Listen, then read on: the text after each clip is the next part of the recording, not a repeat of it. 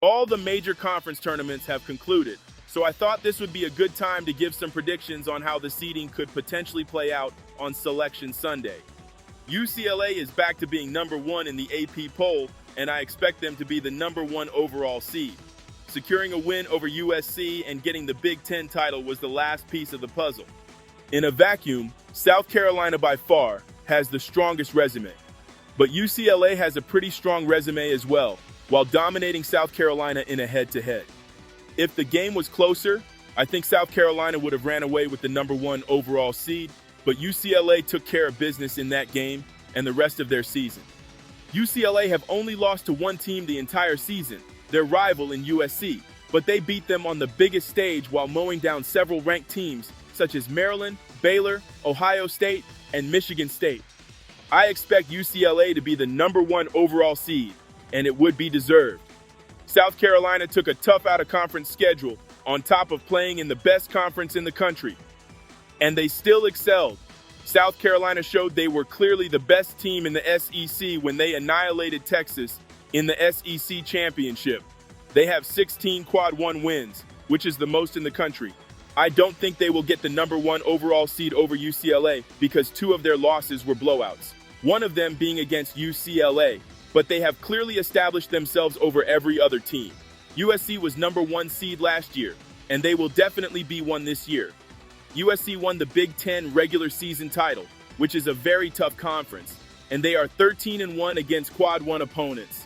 They have been the only team this year that has proven they can beat UCLA, which will be a huge factor in getting a one seed. No one was hurt by the quad system more than UConn. There's very few opportunities to get quad one victories in the Baby East.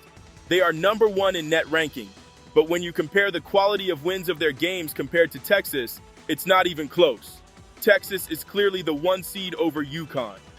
For UConn to have a realistic shot at the one seed, they needed to win at least out of the three games between USC, Notre Dame, and Tennessee. But to be honest, it doesn't actually matter who gets the number one seed. The teams that are ranked 4th and 5th by the committee always end up in the same region. The quality of opponents they face will be very similar. But moving on to the number 2 seeds, TCU will without a doubt be a 2 seed.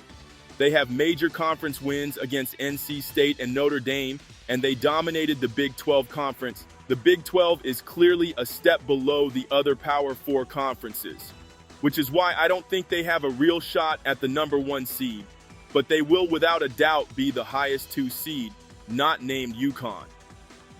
Charlie Cream has Duke projected as a 3 seed. I strongly disagree. They placed 3rd in the ACC during regular season play, and they won the ACC tournament, beating Notre Dame and NC State in the process.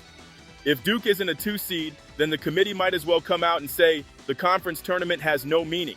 If being top 3 in a conference, winning the conference championship, and taking a tough non-conference schedule isn't enough to be a 2 seed, I don't know what we're doing. Just 2 weeks ago, Notre Dame was a lock for a number 1 seed. They even had a real path to being the number 1 overall seed in the entire tournament. This has to be one of the biggest late-season choke jobs I've ever seen.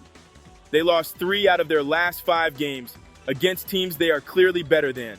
Somehow they won the ACC tournament last year with a significantly worse version of the team they had now. But I think their incredible run in the non-conference will carry them to a 2 seed this year. Having wins against UConn, USC, and Texas is too strong for the committee to ignore. If Notre Dame locks in and plays like they did before March, they can beat any team in the country. I expect NC State to be a 3 seed, but their out-of-conference resume is too weak to justify putting them over Notre Dame, their only decent win being against Ole Miss. They also lost to Duke by more points than what Notre Dame did in the ACC tournament. I don't think NC State had a real shot of being a 2 seed without winning the ACC tournament. LSU has been a 3 seed the last 2 years, and I don't think this year will be any different. I know a lot of LSU fans aren't happy about not getting higher seeds in the tournament, but that's the price the team pays for taking a weak non-conference schedule. If they had a win against South Carolina or Texas, I think they would have been a 2 seed. But right now, their best wins are against NC State and Kentucky, which is good, but that's not enough for a 2 seed. Oklahoma is the perfect example of a really good basketball team that's not elite. They have been able to beat several good teams this year, such as Alabama, Tennessee, and Kentucky. But the true title contenders, such as LSU, South Carolina, and Texas, have been too much for them. The third seed is the perfect spot for them. Baylor doesn't have the craziest resume in the world. They didn't beat anyone notable in the non-conference slate, but they are the consensus second-best team in the Big 12. That will be good enough to get a 3 seed. I heavily consider Kentucky as a 3 seed. They are a top 5 team in the best conference in the country. They aren't going to be seeded over Oklahoma, who has a better overall record and quad record than them. I think they are a better team than Baylor, but there's no way they will seed Kentucky over a team that's the second best team in a Power 4 conference. Tennessee getting blown out by Vanderbilt was the worst thing that could have happened to them. They were a lock for a hosting site, but now it's not nearly the guarantee it once was. I still think they give it to them for 2 reasons. The best thing Tennessee could have done was beat UConn. They are only one of 3 teams to do it.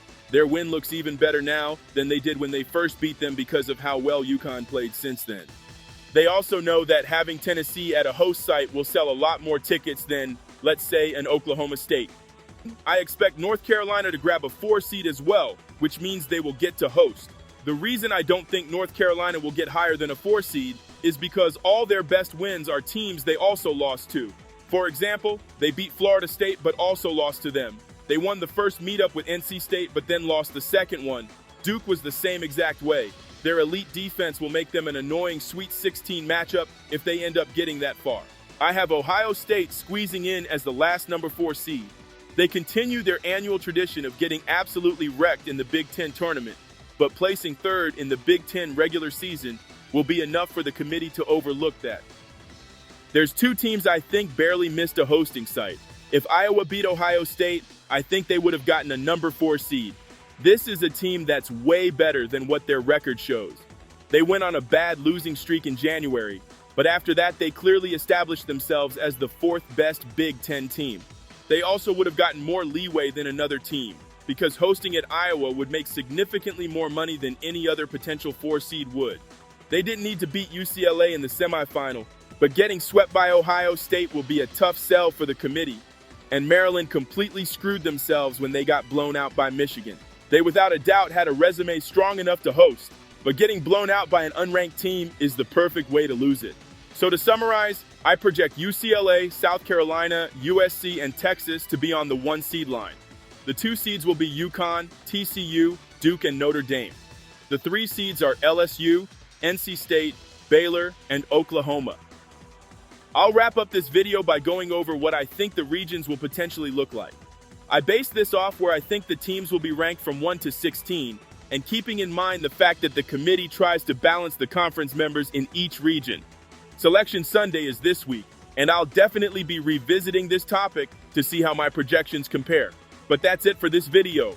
Do you think there's a team that should be seeded lower or higher? I'd love to hear your thoughts. As always, thanks for watching.